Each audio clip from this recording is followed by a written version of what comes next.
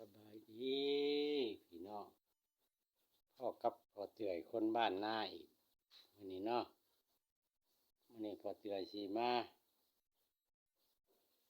อืมเอาตอกสุ่มไก่พี่น้อง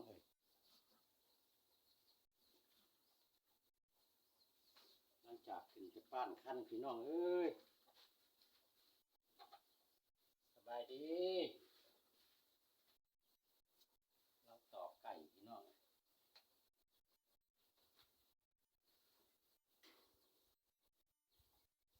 เต้าอยู่เหรอพ่อ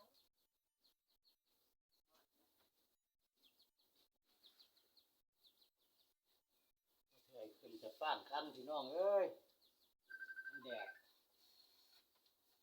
มาเราตอกใช้เวลาเวลาว่างแต่ให้หน้าพี่น้อง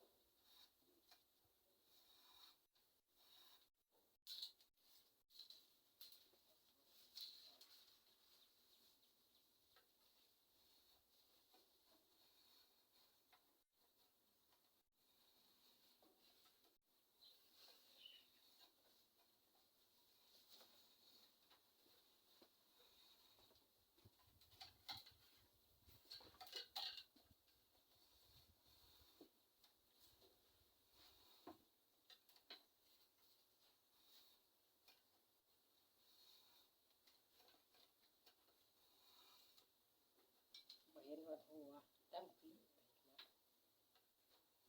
มันปิ่นให้เบิ่ง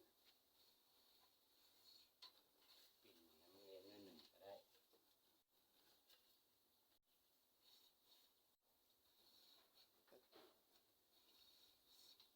เป็นจังนาทีนั่งเอง สามฮะสาม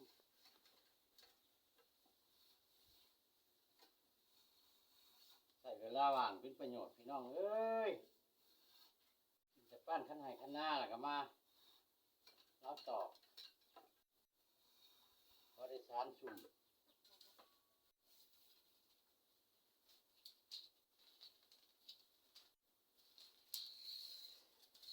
พอจะได้วันกันจังหน่อยกะเราดูเก็บเกี่ยวเขาแหละพี่น้องไก่พอเตื่อยกับพอได้ขายอยู่เนาะลูกค้าสั่งอยู่ช่วงนี้ก็จนบ่มีสุ่มออกไปขายเองพุ่นล่ะพี่น้องมึงเจอกระสานบ่ทันหั่นได้เว้าแล้วก็เอาไปอีกแล้วไปให้ลูกค้าอีกแล้วหน่วยนึงแม่นางเอาไปอีกแล้ว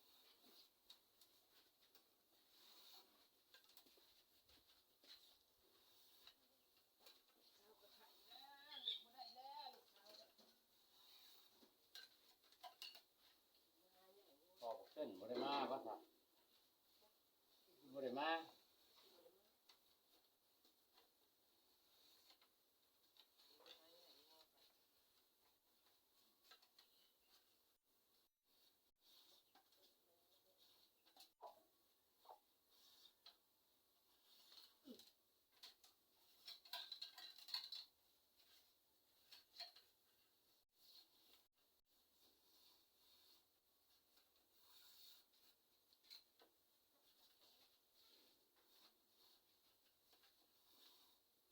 ช่วงนี้พอเตื่อยบ่ได้ไปใส่แล้วพี่น้อง อยู่กับทงไห้ทงหน้านี่แหละอยู่น้ำเป็ดน้ำไก่น้ำงัวน้ำนี่แหละมันบ่แล้วเขาลุงคิดบ่ได้ก็เห็นแต่ทงหน้ากับสุ่มพี่น้องเอ้ยลงบ่ได้ก็เห็นแต่ทงหน้ากับสุ่มที่สิบ่ว่ากันหรอกเนาะ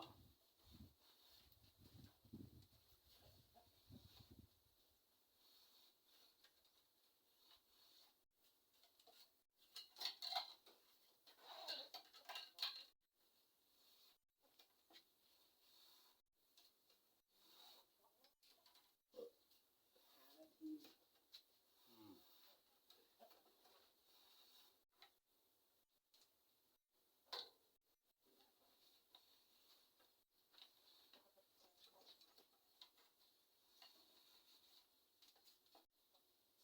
โทรศัพท์พอเตือนก็โหลดยากยากพี่น้องเอ้ย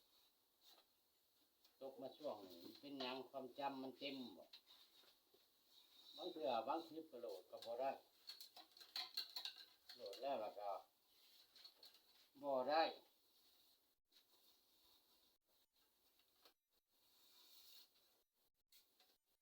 หน่วยของหมัวเบิ่งแซว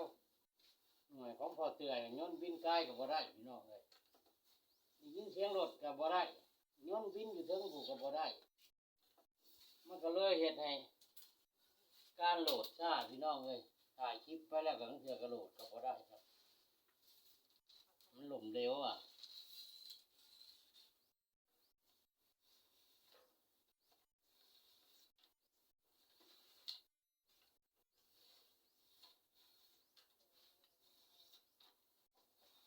ทุกๆมื้อพอเตือนต้องได้ป้านคันพี่น้องเอ้ยเช้าแรงเช้าแรงเพราะว่าให้หน้าพอเตือนยังบ่ฮอด70ให้พี่น้องเอ้ยพอเตือนคาดกะให้มันได้70ให้จักสิยาเช้าแต่เดี๋ยวนี้หาก็ได้อยู่ประมาณอยู่55แต่6 7 58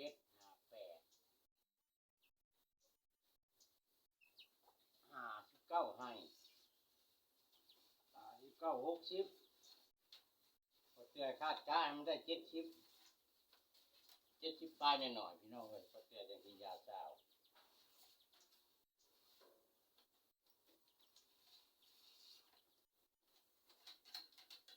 ปีนี้ปีหน้าพอเตือนขึ้นสิเข้าขึ้นสิพ่อกินน่ะขึ้นสิเหลือกินเนาะพี่น้องเนาะเหลือกินหมายความว่าฮอดฤดูดำนาปีหน้าแหละให้เข้าวมันยังจนฮอดฤดูเก็บเกี่ยวพอเตือนปีนี้ยังได้ซื้อข้าวนำพี่น้องเลยข้าวพอกิน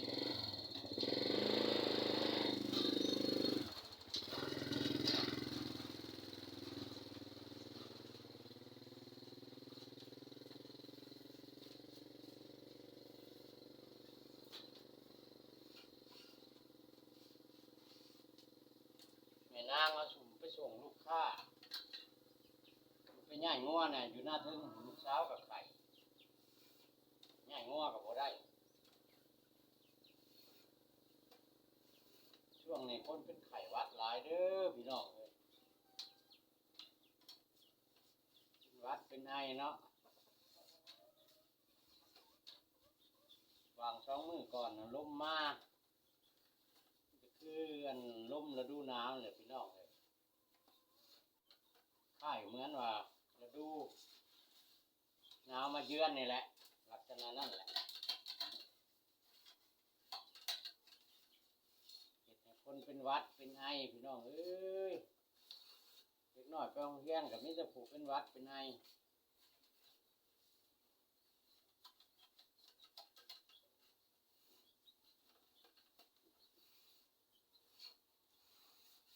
ถ้าว่างๆก็เกิดก็มาชักต่อจากโฮมไว้พุ่นแหละตรงนั้นพ่อพุ่นแหละถ้ามันพ่อหน่วย2 หน่วยแล้วพอเตือจังซานอีก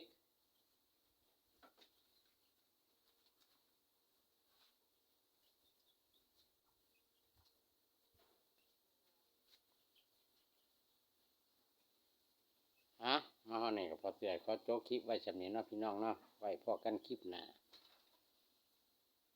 คลิปนี้กล่าวคำว่าสบายดี